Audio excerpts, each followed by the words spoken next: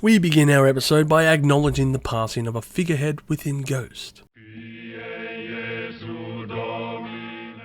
Whoops, wrong photo. Hi people and hello my Chili Con Carnage crew, it's Chili here, the man who produces Iron for My Eyes, doing a 5-minute review on Ghost's new album, Skeleta. Would have been funny if they called it Skeletor. Until we meet again!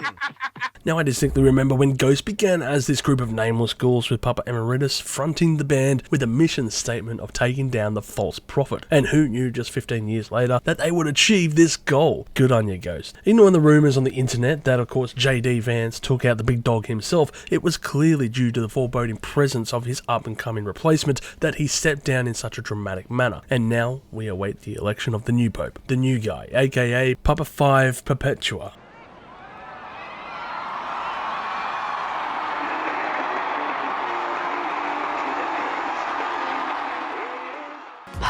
This new record is the band's 6th record and has some impressive singles of it so far.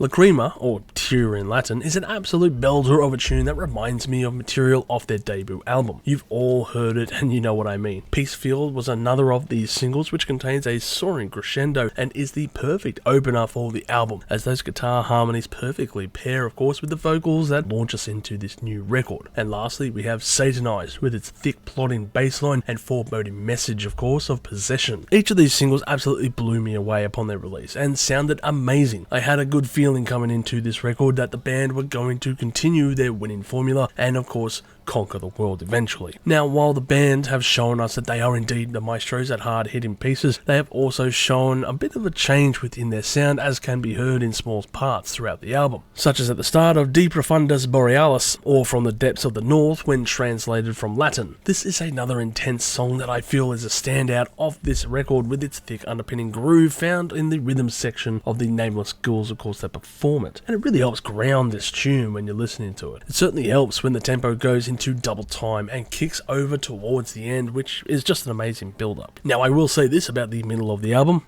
it rocks. While it feels like a lot of albums have mid-album lulls due to having all their lead singles at the front of the record, which of course this album does commit the cardinal sin of doing so, it doesn't hold back the punches either with such songs such as Cenotaph, Mycelia Amori and Marks of the Evil One, which of course has this each containing their own flair, and all of these songs hold court. And also I want to take a moment to give a shout out to Mycelia Amori, which feels like an ode to Love Gun by Kiss in both sound and lyrics.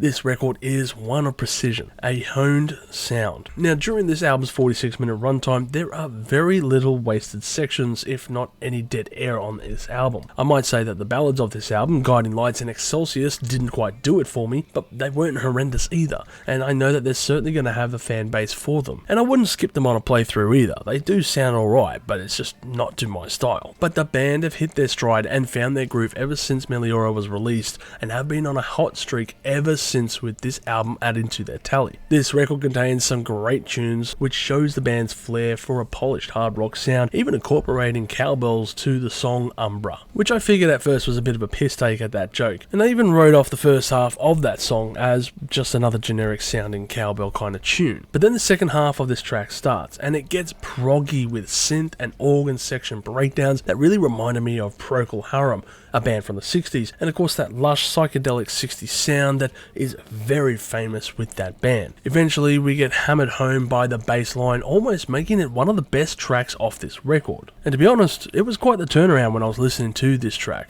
Bit of a roller coaster of emotions, if you will.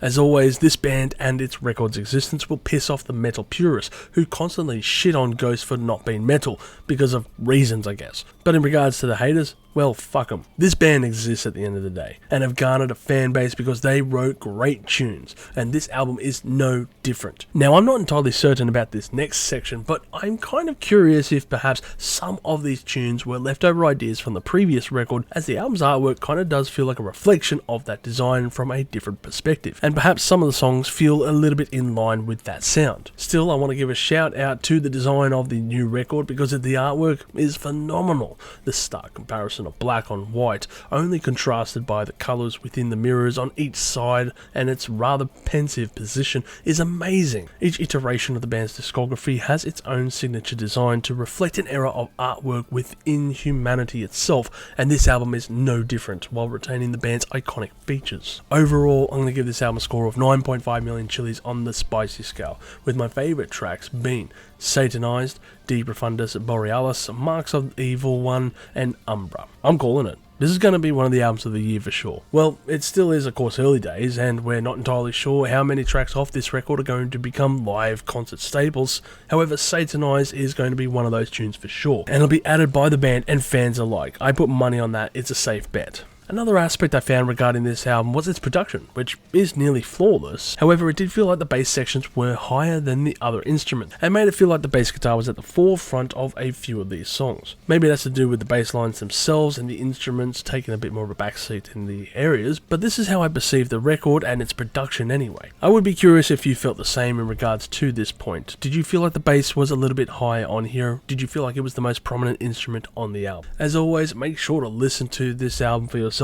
Tell me your favourite tracks in the comment section below, and as always, stay spicy out there. If you've enjoyed this content, make sure to smash that like button, subscribe to us, and stay notified for future music related content, because it keeps our manager happy at the end of the day. We are also on Discord, Instagram, Facebook, and all those other social platforms if you want to check us out. As always, people, you have a great day and stay spicy.